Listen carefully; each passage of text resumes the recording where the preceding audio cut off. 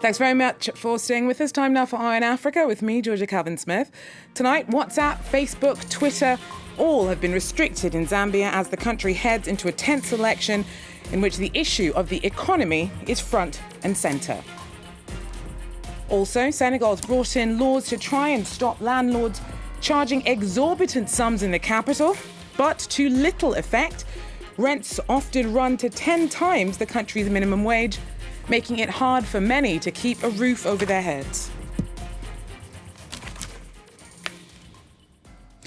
But first, in a sign of a high turnout, queuing Zambians kept casting their ballots in the general election after polls closed on Thursday. They're choosing between incumbent Edgar Lungu, who's going up against his rival Hakainde Hichilema for the third time. It's a close-run presidential race, but Lungu seems sure of his chances. Zambians are ready to vote and they've turned up in numbers. I saw a number of queues as I was coming here. It's reminiscent of what happened in 2011 when people turned out en masse and the best candidate win. Now, it was a tense run-up to the vote, and the military was sent in following rare pre-election violence. Social media was also surprisingly restricted on Thursday. Hanan Fejani has been following the day for us in Lusaka and joins us now. Hanan, so did you get the sense that the exercise went smoothly? Well, Georgia, indeed, I would say that it was generally a peaceful day. A vote here in Lusaka would appear to us as high turnout, as you mentioned earlier. What we observed, especially this morning, were very long queues at the various polling stations that we visited in the city center and in the different townships in the Lusaka area. Of course, we were just in the capital city, so it's hard to tell how things unfolded in rural areas in the rest of the country. But there are no participation numbers just yet, at least not officially, from the Electoral Commission. What we've learned from the Electoral Commission, however, in a press briefing that took place earlier this evening, is that there were an incident that took place in the north of the country where one local patriotic front, that is the ruling party leader, was killed at a polling station. It is unclear at this moment what exactly happened and what caused his death. So we are obviously looking out for this information just to find out if that was directly linked to this general election.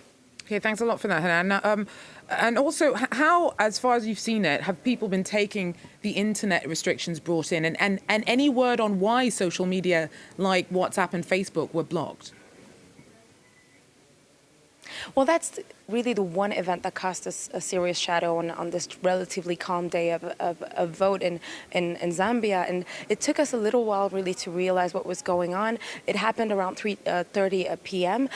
When social media platforms like WhatsApp, Facebook, and Twitter were restricted. And we didn't realize it because we had access to the internet. And then we saw some information filtering through with people complaining about being censored and not being able to access those platforms.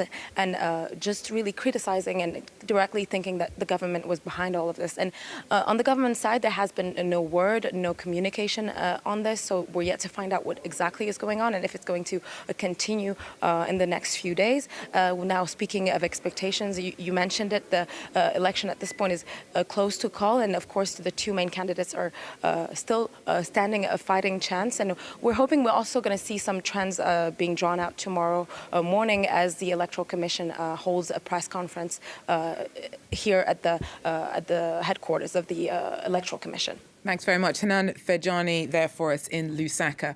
Now, the economy is at the heart of the manifestos of both President Edgar Lungu and Hichilema. Zambia's national debt's more than $12 billion.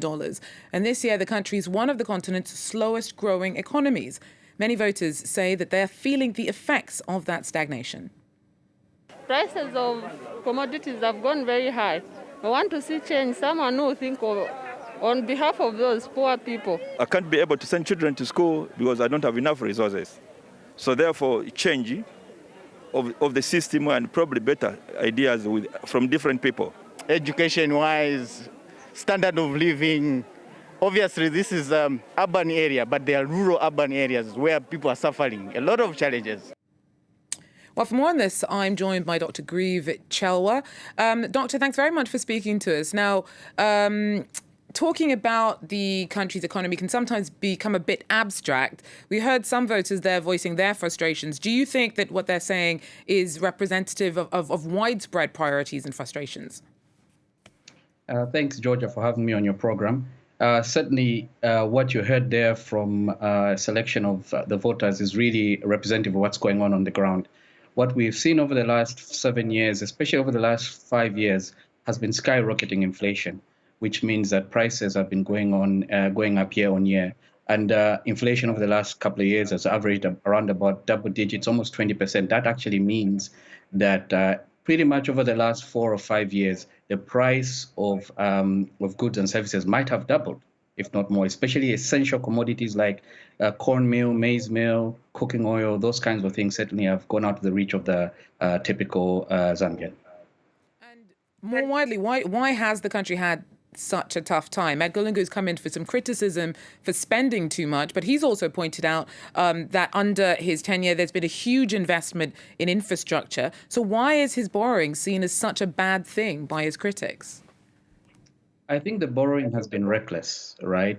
So I think nobody disagrees with the principle of infrastructure development. I think infrastructure development is a precondition for economic development, and certainly Zambia did need the infrastructure. But I think it has been the pace of the infrastructure rollout, the financing of the infrastructure via borrowing, and also the lack of transparency in some of these infrastructure projects. There's wide-scale sort of condemnation of corruption in the awarding of these tenders.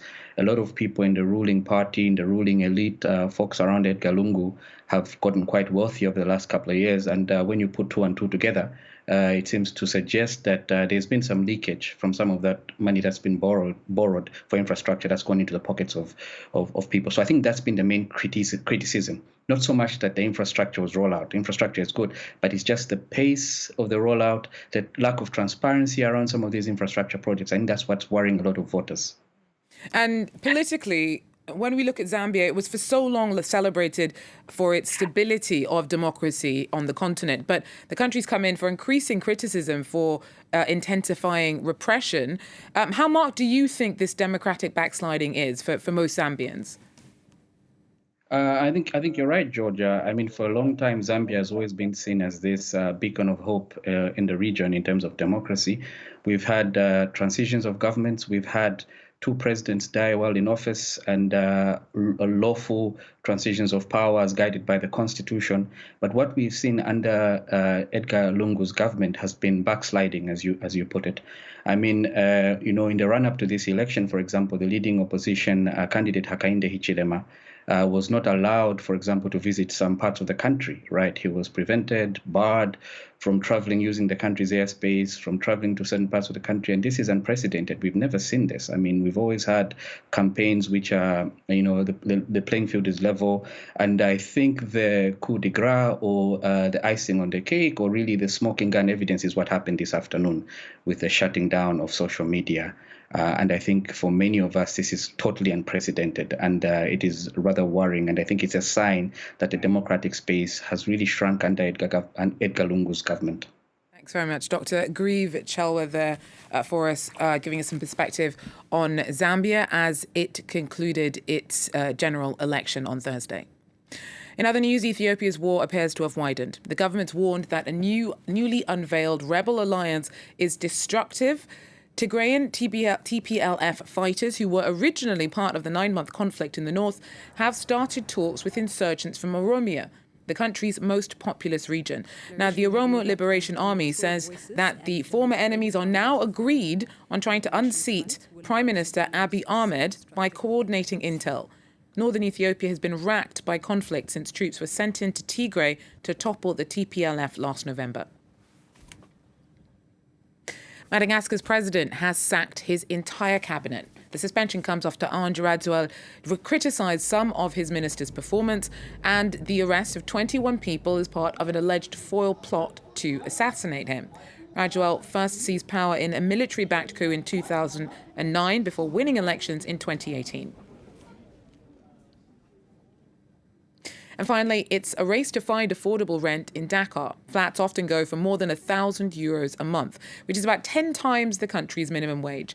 The government's tried to rein in landlords trying to charge exorbitant sums, but hasn't had much luck, as our team reports. Every day, Regis scours websites and social networks in search of an apartment in Dakar. This apartment is listed at 380,000 CFA francs. That's a huge amount. Regis has been looking for months, but hasn't been able to find anything affordable. I feel sad, and I'm losing hope. I've been looking for an apartment for 6 months. It's getting harder because the landlords are making their own rules. It's tough. The price of housing in Dakar has risen dramatically in recent years by 100 to 200% in some areas of the capital. A law passed in the National Assembly 7 years ago ordered rents to be dropped by 30%, but few landlords pay attention to the rules and there's little tenants can do. Many real estate agencies believed that the government would have to lower the prices of rents. They used all kinds of ways to circumvent this law and return too much more expensive prices. We had a boomerang effect. Since '76, laws passed in favor of tenants, but they are never respected. The Senegalese government plans on forcing lower rents by flooding the market with affordable housing and building 100,000 homes. No one wants to stay a tenant forever. We all want to be owners. And this is the goal we're working towards. Today, making housing available will mechanically reduce the demand for renting, and therefore reduce the price of housing when it comes to rent. Demand for homes in the capital city is unlikely to fall. Today, half of Senegal's urban population lives in Dakar. Well, that's it for Eye on Africa. Thanks for joining us, and do so again if you can. Take care.